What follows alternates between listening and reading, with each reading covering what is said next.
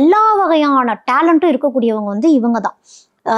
Talent எப்படி இருக்குன்னா already goal set பண்ணிடுவாங்க.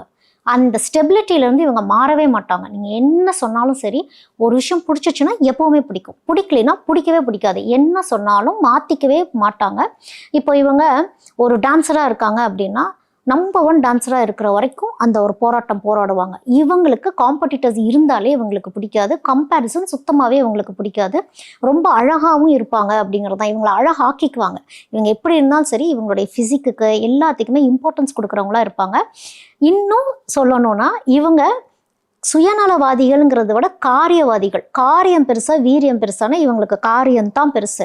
ஒரு காரியம் நடக்கணும்னு வச்சுக்கோங்களேன், நீங்கள் சண்டையே போட்டிருந்தாலும் கரெக்டாக உங்கள்கிட்ட வந்து பேசி எனக்கு இந்த விஷயம் வேணும்னு கேட்டுட்டு அதுக்கப்புறம் வச்சுட்டு போயிடுவாங்க.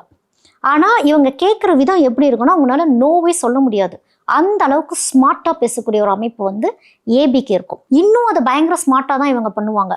இவங்கள இந்த ஏபியில் இருக்கவங்கள வந்து வர்ட்டும் திட்டலாங்கிற மாதிரிலாம் இருப்பாங்க ஆட்கள். வந்து 4 வார்த்தை கேள்வி நறுக்குன்னு கேட்கலாம். ஆனால் இந்த ஏபி வந்து பேசுகிற விதத்தில் அந்த கேள்வியே மறந்து போயிடும்.